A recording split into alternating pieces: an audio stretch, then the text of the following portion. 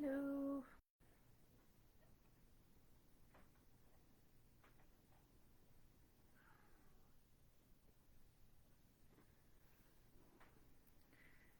I was late. I was sitting here on time and then I started doing something and got distracted. Hello, everybody. Hope everybody enjoyed their Thanksgiving. Jennifer here from Hidden Garden Oasis. This is all about Basil night. Um, Basil, aka Tulsi, aka Holy Basil. Um, and that is what tonight is going to be about. Now, the picture that I posted for this class is actually my Tulsi basil that is growing in my kitchen window. I grew that from seeds, and I also have some out in the herb garden that was also grown from seeds. You can buy the plants already started, just like anything else. If you go to Menards or Lowe's or a nursery, um, nurseries are usually better because it's usually the plants are less likely to have any kind of toxins exposed to them. Um, but I try to grow my own as much as I can. This year I had a hard time with a couple of them getting them started from seed. So it's also depends on the year, I swear, or the temperature in your house at the time you try growing them. I have wild animals. There's a Bella, there's a Doug, and there's a Caitlin. Wild animals all around me.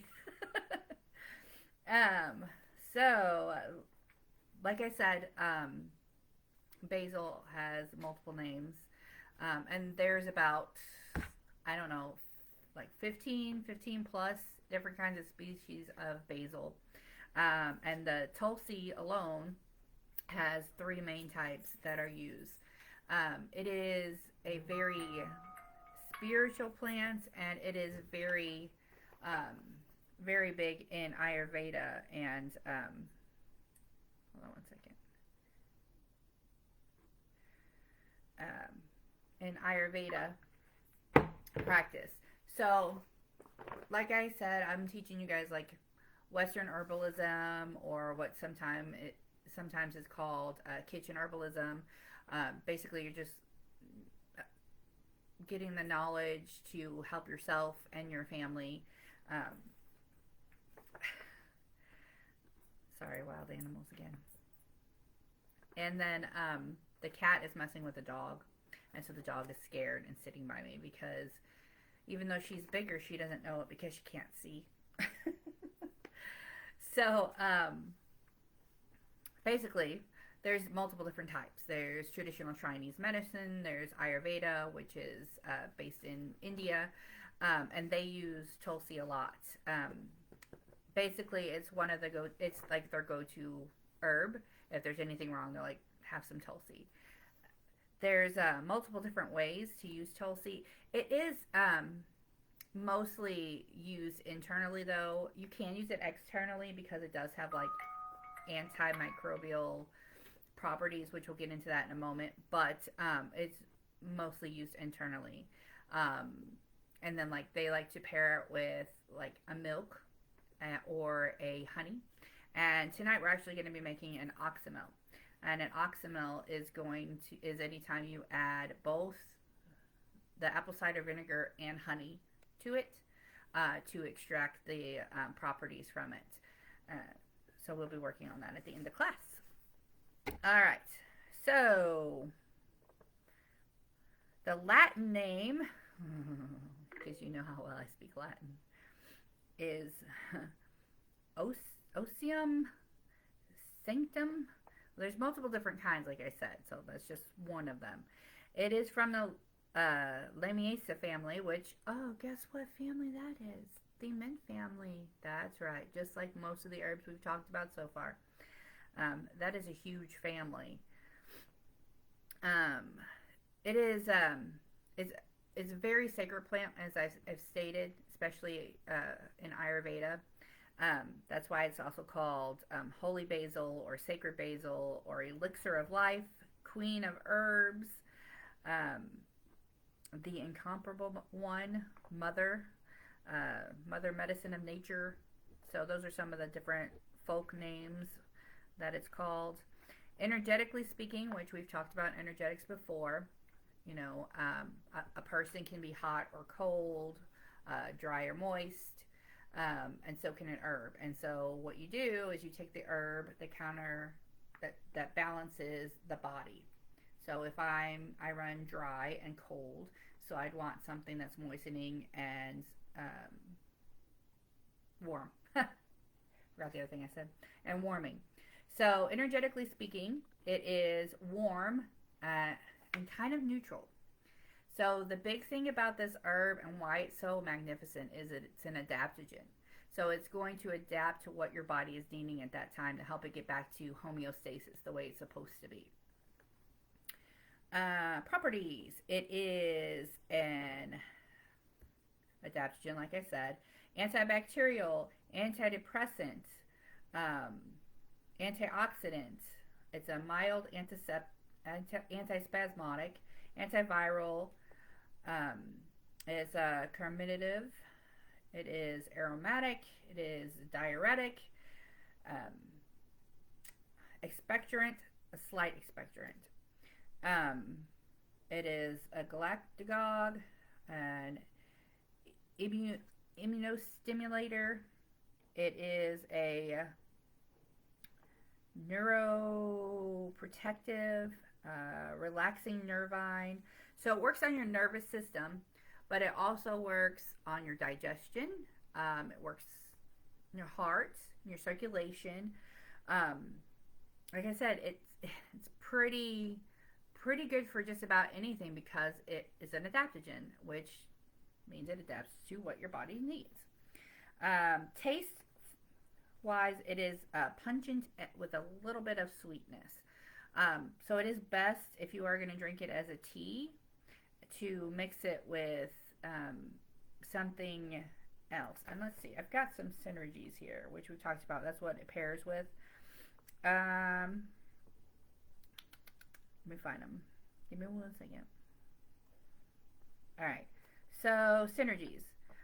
It's good to pair with hibiscus, ginger, rose, cacao, hawthornberry, linden.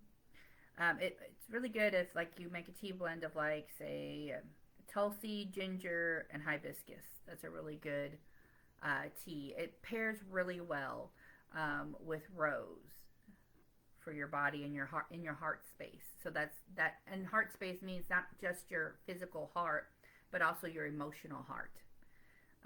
So depression, any kind of sadness, trauma, anything like that, it's good for. And if you pair it with rose, that's really excellent. Okay, back to my notes. Okay. So it is an adaptogen, but it's a gentle adaptogen. Like it's not going to like hit you over the face with what you need. Like it's going to slowly help you with what it is that your body is needing. It first, like I said, stress, mental fog too. Mental fog caused by excessive cannabis use. Also for mental exhaustion from chronic stress, supports, like I said, homeostasis in the body, which is getting it back to where it needs to be.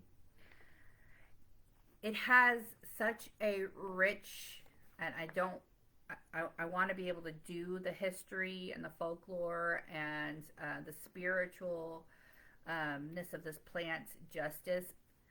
I don't know enough about it to really dive in deeply, but you can definitely look into this further because it is used in many different rituals, spiritual rituals, and it is very sacred plant, especially in Ayurveda and India and all of that. So if you are interested in that, I think they use it in Buddhism as well. So if you're interested in any of that, you can search that up and read more about that. Um, so, like I said, it is a member of the mint family, and it has the same characteristics as far as a stem. And you know when it's in the mint family because their stems have that like squared off four sides stems, um, and the leaves are opposite each other in alternating patterns. So it's like two up, two kind of down. So that's how you would identify that. Plus the smell. If you have ever been around tulsi, it smells amazing. It is very, very fragrant, as with most everything in the mint family. Um, I know that when I had a ton of it drying, uh, at the end of the summer, beginning of the fall, I had it everywhere, and the whole house smelled amazing for so long. And even after it's dried, it does smell good. Very fragrant plant. And of course, you can cook with it. A lot of people do. Um, but as long as you are getting it internally, whether it's a tea or through a tincture or an oxymel or honey or just cooking with it, I actually use some of it in my herb mixture that I made to base my turkey in for Thanksgiving. It was yummy. I also used the injector and injected it with the herbs too. It was good. And it was good. Alright, let's see what else I got in here. Because it is such a popular and largely used herb, I heard a message. I thought it was on there. Because it's such a largely used herb, there has been a lot of research done on it. So there are a lot of studies to back up these medicinal purposes and uses for this plant.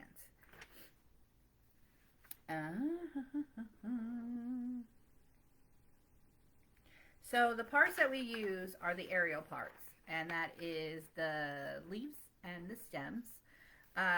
The roots, from what I understand, used to be used a long time ago, but they're not really used anymore. So that's the parts that you would use. And then I've taught you before, when you do harvest, that when you see where the leaves are splitting, you're going to do it right before the next set of leaves. That's where you're going to clip it. So that way you're not damaging the plants and killing the plant, and it'll produce more and more and more because it's part of the mint family like all the other ones. They like to grow. Trust me. Alrighty. Okay.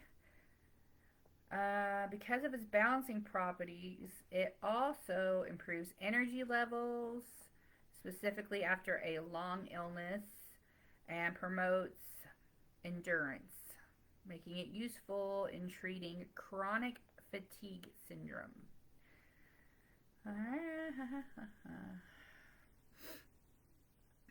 It's been used to normalize cortisol levels. Oh, this is a biggie. This is great for diabetics because it will help you stabilize your insulin levels. So that's great for your glucose levels too. So that's a good one. You do have to, though, if you are diabetic and you are using tulsi, make sure you monitor your blood sugar levels until you know when you have the right amounts, because if you overdo it, you don't want to tip the opposite direction. So just make sure you're keeping an eye on that. It also increases circulation and lowers stress related to hypertension. So yeah, nice reason for me to use it. Let's see. I just have like things highlighted in here. You can, I did say, it's best to use internally. You can use it externally because of its properties, but internally as well for the viral fungus parasites. I know a lot of people are big into trying to find things that will help with parasites. So this would be a good one to help fight that as well internally. And externally, you can use it to help fight herpes and shingles. So if you have a cold sore or you have shingles, you can put it in a blend to make like a salve or something like that, a poultice even, and put it on there. And if you remember, a salve, which is what I make a lot of, is where you take your herb, put it in a carrier oil, add beeswax until you get to the right consistency, and put it in a tin or a glass jar. And then a poultice is where you just take the herb, fresh or dried, wet it, and put it on the affected area. Alrighty. So, like I said, a lot of research has been done, and it has also, one of the research kind of like snippets I grabbed was that it could reduce certain types of cancerous tumors, and if you're going through chemo, it helps patients with relieving cancer treatment symptoms. So it's a good one for that. And that kind of goes along with a lot of the mint family. I mean, just like peppermint is good for nausea and your stomach and stuff. And those radiation and chemo is so harsh and hard on the body that anything that you can, you can take or drink or use to help alleviate that in a more natural way, the better, because it's toxins. They're fighting the cancer, but it's also doing so much harm to your body. So a lot of people do turn towards more natural, holistic ways to deal with those side effects.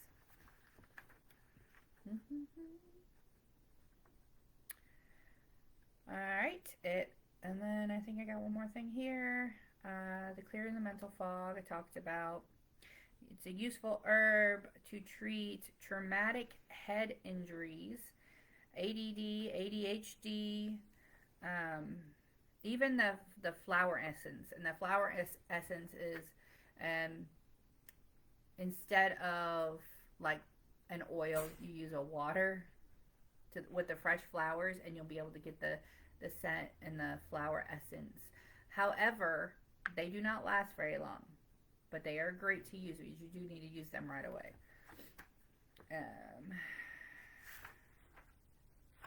Okay. Let me see here. Some of the other things I have on my notes. Doug, what are you doing? That'd be creepy if he answered me. That cat does talk, I swear. Okay, you can also use it for colds and flus. Again, for your nervous system. I can get it out. Hold on. Reduces blood sugar. Oh, it also helps lower cholesterol. I do put it in my cholesterol blends, or blood pressure blend is in there. The capsules I sell on my website, hiddengardeноasis.com. Helps with your digestion. Headaches. It's great to have some of this if you have the onset of a migraine or a tension headache. It will help stop it from progressing really bad. And like I said, it's an immune supporter, so it's an immune booster. Great to make in a milk. I have yet to do that. I'm going to be honest. I have yet to make an herbal milk, but they sound delicious. So I might try that with you guys one day. And then a honey. Just seeing if there's anything else I missed. Anyway, if you have any questions, just let me know so we can address them. All right. Now, an oxymel. Let's see if I have any notes on that.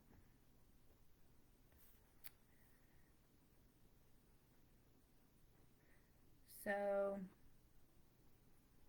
I have a hard time reading my handwriting.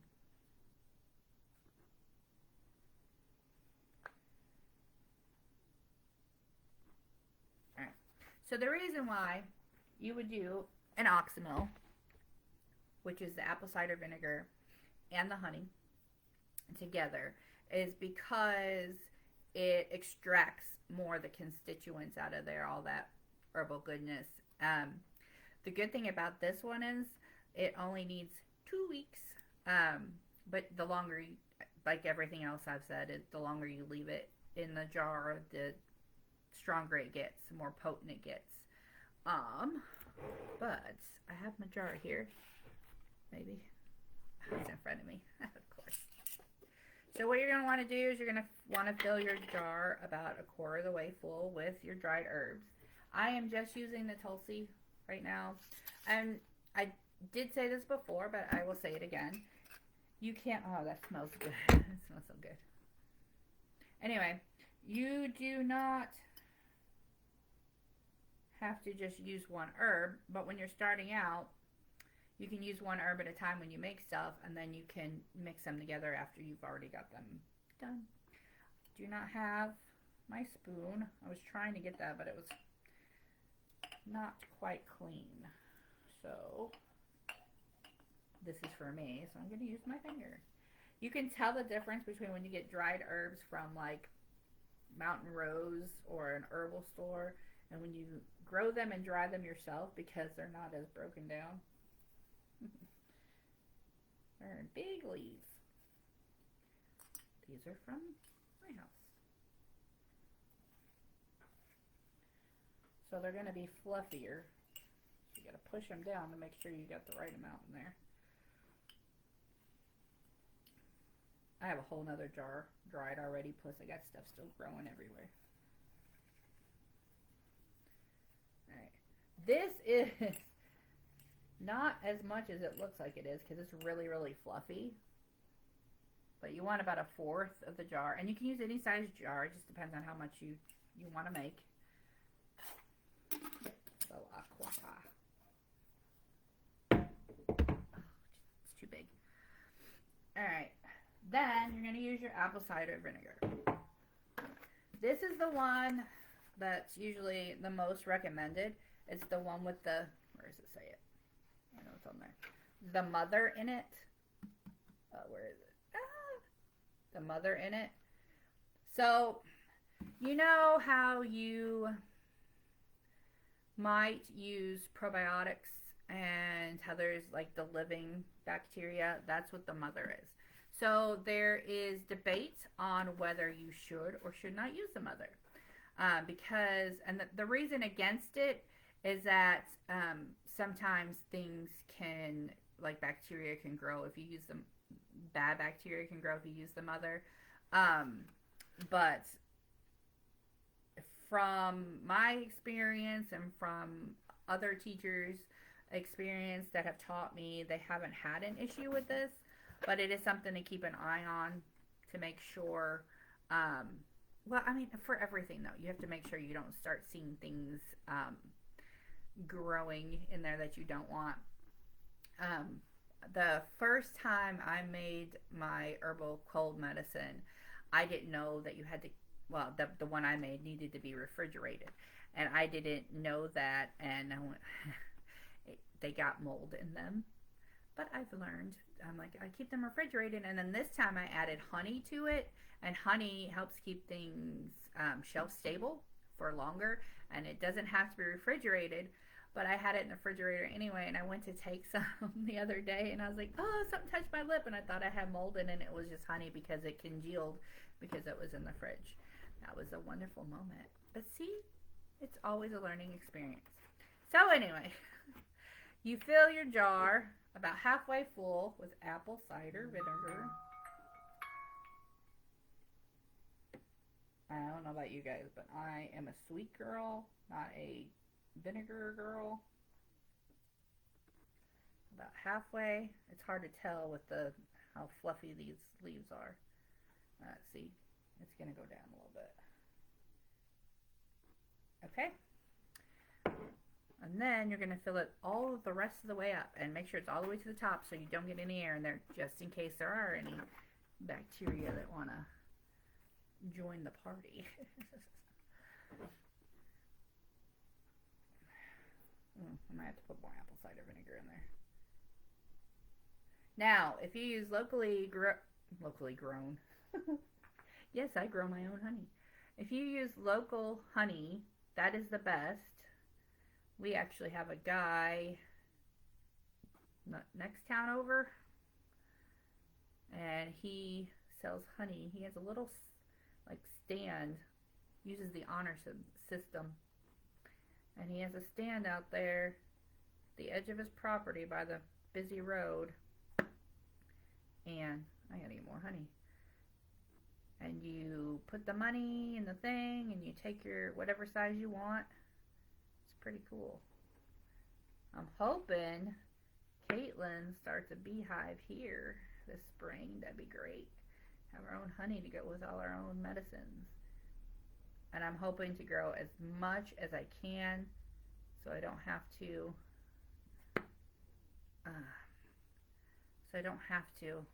Order it, and I can control things that do or do not go inside my plants. So, okay, I didn't bring one over here, so I can't do it right now. But anytime you're working with apple cider vinegar, which I think I've told you this before, make sure you put a piece of parchment or wax paper over the jar and underneath your lid, because apple cider vinegar is corrosive. So after you do all that, you put the lid on there really tight, and you shake it like always. It's not filled up all the way, but I'll watch it closely. And then the most important part is the label. So you're going to put on there what you put in there. So tulsi, apple cider vinegar, or I do ACV, honey, and then you'll put today's date, 12/3/24, and you will put it, a lot of people just set it in their windows. It is getting cold now, so you don't have to worry about it getting too hot. The sun's going down sooner, so you don't have to worry about it getting too sunny to burn the herbs. I'm now sticky. Just make sure you put it someplace where you can see it, so you remember to shake it. Same with your other stuff that you have that we've made so far. Actually, what is it? Chamomile oil, I think, is the first thing we made. That should be getting close to being up 4 to 6 weeks. So if you strain it at 4 weeks, you can bottle it as an oil, or you can put it in a double boiler, and you can add some beeswax and make a salve out of it. You can add it to shea butter or cocoa butter and make a lotion out of it. So many things you can do.